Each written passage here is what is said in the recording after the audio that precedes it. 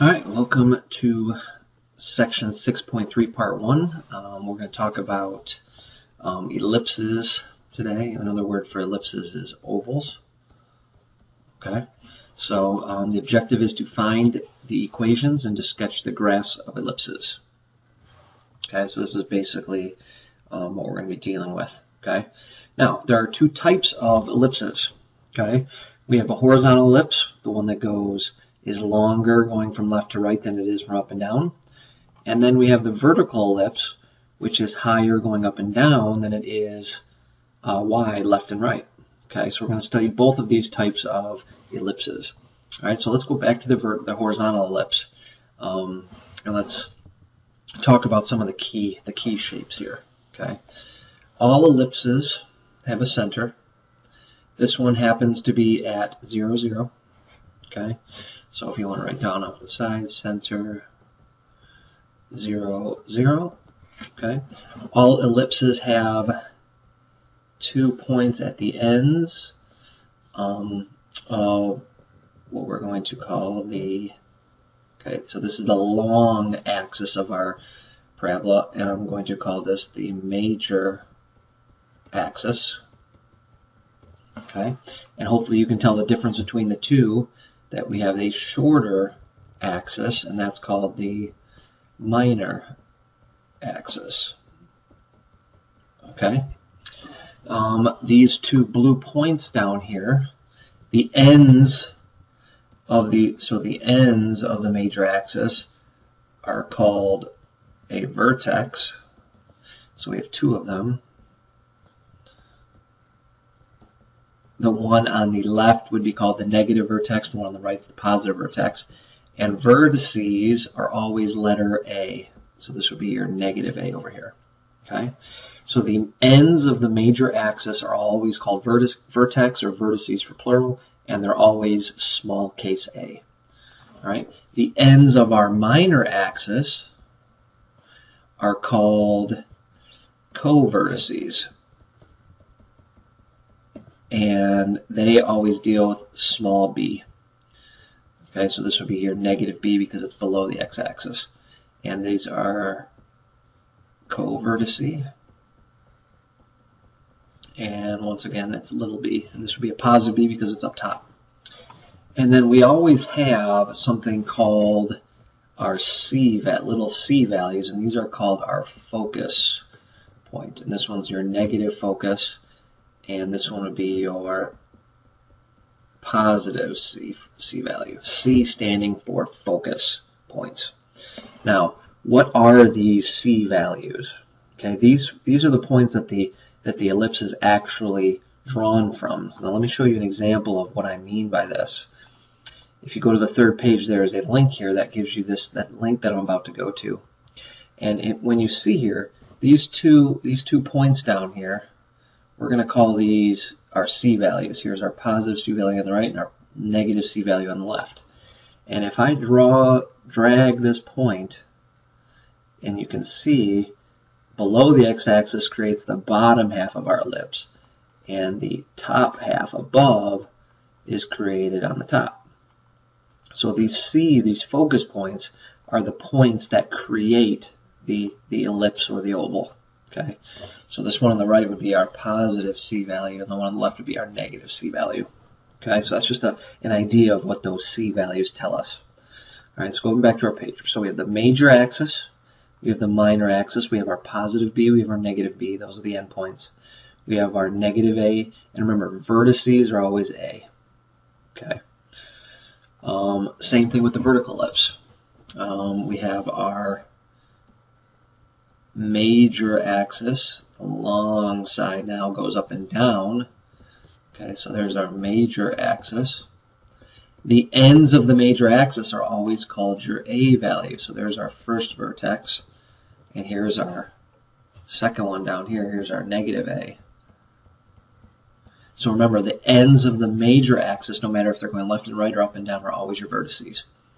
The ends of our minor axis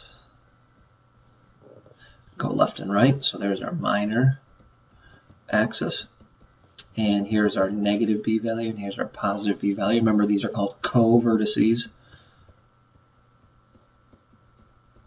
Okay? And then we also have our C values. Remember, C's are always on your major axis. They're always on your major axis. And remember, C stands for focus points. Okay, so A always goes with C. C's and A's are always on the same line. Okay, so if you want to jot this down, vertex equals A, co-vertex equals B, and focus points equals little c. And please remember that A and C always go together. Okay, now we have a couple of formulas here. This was just that link that I showed you on the other page. We have some formulas here, and these are the equations of ellipses. Okay, one thing you need to notice that they always have a plus sign. They always start with plus, and they always need to equal 1. Okay, they always need to equal 1, both of these. Now the only difference is where the A is. Okay, A can either be under your X or A can be underneath your Y. That's the only difference. And then B is your, so remember, A are your vertices, B are your co-vertices. And the letter that they're underneath tells you what axis they're going on. So in this one, A is going to be on the X axis and B will be on the Y. Okay, on this one, B is on the X because it's underneath X, and A is on the Y because it's underneath Y. Okay, this formula down here at the bottom is your A, your B, and your C. They'll always give you 2, and you need to find 1. Okay, and you'll see what more of this when I mean when we get into it. Now, I do need you right on this page. There's a very important hint. When you're talking about ellipses, A is always the biggest number on the bottom. So on the bottom, whatever number of these two is the biggest, that is your A value. And you'll see more when we get to this in a second. Okay. So example 1. Okay, we're going to dive right into it. Sketch the graph of the following ellipse. Okay, so what you always need to do first is you need to list your A, your B, and your C. Okay. Now notice in the formulas that it's always A squared and B squared and B squared and A squared on the bottom. So if they're A squared and B squared on the bottom, we always need to take the square root to get the actual A and B value. Okay, so back to the problem. So I just said that the A value is always the biggest number on the bottom. So this one would be your A squared, and that would make the smaller of the two your B squared. Okay, so from that information, if A squared is 25, A would be the square root of 25, which is 5. And look what letter it's underneath. It's underneath Y, so it's going to go on the Y axis. Okay. Now, what about B? If B squared is 9, B should be 3, and it's underneath the X, so it's on the X axis. Okay.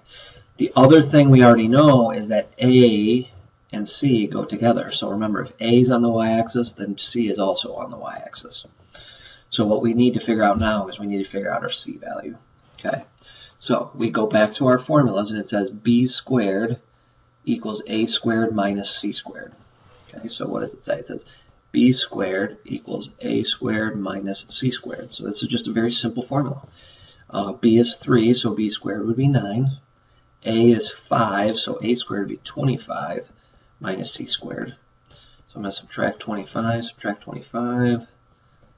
9 minus 25 is negative 16 equals negative C squared. I'm going to divide by negative 1 to get rid of the negatives. C squared equals 16.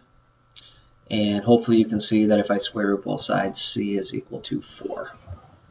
Okay, so here's our information. We have plenty of information now to draw our whole picture. All right, so now remember, the center for right now is always going to be at 0, 0. So if you want to draw that in there, you can. Okay, let's follow what they say. It says our A value is 5, and it's on the Y-axis. So that means I need to go up 5. There's my positive A, and I need to go down 5. And there's my negative A value. Okay. My B value is 3, and it's on the X-axis. So I need to go right 3 and left 3. And always remember that ellipses are always symmetrical. If you go right 3, you got to go left 3. If you go up 5, you got to go down 5. And then lastly, our C value is 4, and it's on the y-axis. So I need to go up 4. I'm going to do these in a different color because they're our C values. I'm going to go up 4, there's our positive C. I'm going to go down 4, there's our negative C. And then we always draw our ellipse through the A's and the B's. And that's not bad. Not bad for freehanding that. Okay. I'm actually going to draw a better version. I'm going to actually use an ellipse. Here we go. I don't know if that's going to be any better. That didn't work out well either. So let me draw that again. Freehanded it. Okay, so it always goes through your A's and your B's. Oops.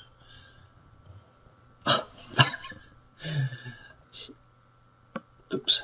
Sorry. I'm going to try it one more time. If it doesn't work, we're going to forget it. Alright, so we're going to go through our A's and our B's again.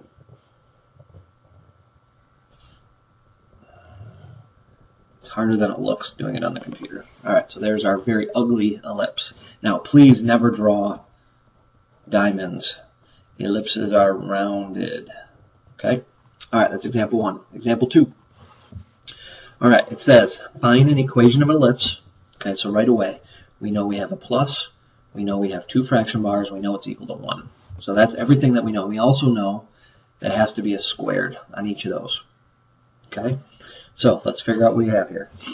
Let's see what they give us. It says we have a vertex. So that's A. Remember from the beginning, vertex is A. And this would be our A value, and it's underneath the Y value. Okay, so that's telling us a lot of information there.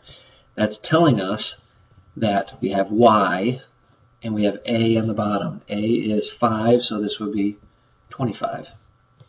Okay, that's telling us a lot. So A is always the vertex, and it's in the Y position, so A would be. Now, you could also do this like this.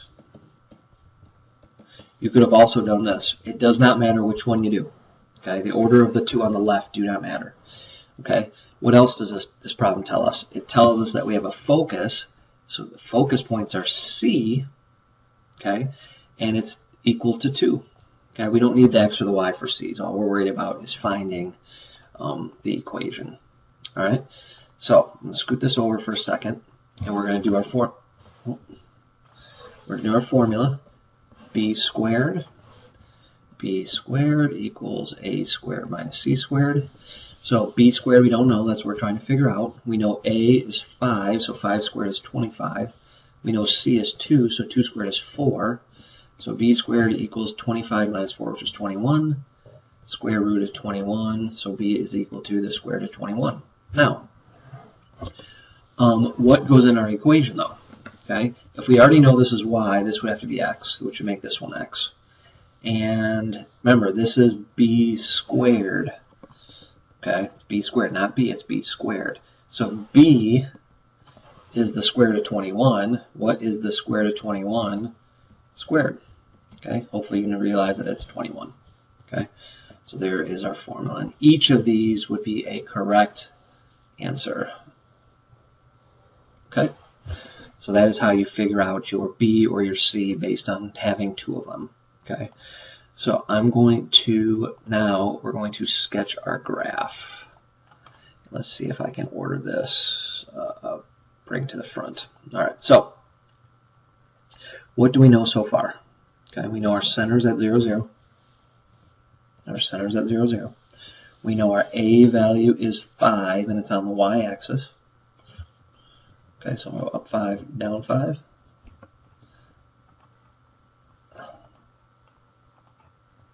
Okay. And we know what? What else do we know? We know B is 21. Okay.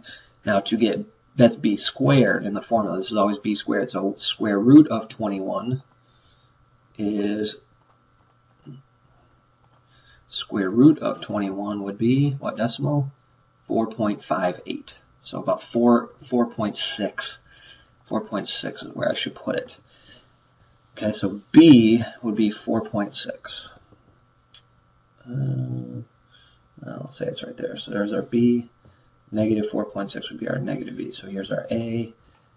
Okay, and down at the bottom would be our negative a. Okay, now we also have to do our c. They gave you c.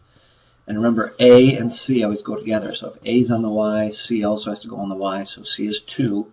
So that means I can go up 2, there's my c, and down 2, there's my negative c.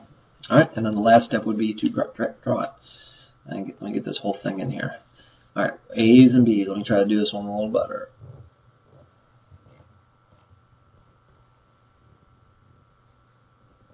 Oh, not bad, not bad. Now, why is this one pretty much a circle? Because our a and our b are very close to the same number. So it is an oval, but it's almost a circle because the a and the b are about the same. A was 5 and b was 4.5. So that's how you do this one. Okay, last example. It says sketch the following ellipse. Okay, now the first thing you should notice is it does not have anything on the bottoms of the fractions, and it says equals 100. Okay, we need to make it equal to 1. So to make it equal to 1, I'm going to divide by 100. Okay, and this will make it very easy to get our equation now. 100 divided by 100 is 1. 10 goes into 100 10 times. Okay, plus 4 goes into 100 25 times. Okay, so there is our formula that we can use to solve our problem now. Now I'm going to start this one, and I'm going to leave the rest up to you. Okay, we need our a's, we need our b's, and we need our c's. Okay, a is always the biggest number on the bottom, so here's a squared. If this is a squared, a would be 5, and it's underneath the x value, so it's on the x-axis. B squared is our smaller number, so we need square root of 10, and that would be on the y-axis. And the only other thing we know is we know that a and c go together, so it's also going to be on the x-axis because a is on the x-axis. I'm going to leave that up to you. You need to use the formula b squared equals a squared minus c squared. And then once you get c, you're going to graph it on this graph. Okay, I'll leave that up to you. We'll do that in class tomorrow. Hopefully that made some sense. That's the first section of ellipses. We'll continue this on with the next video. Have a good night, and I will see you tomorrow.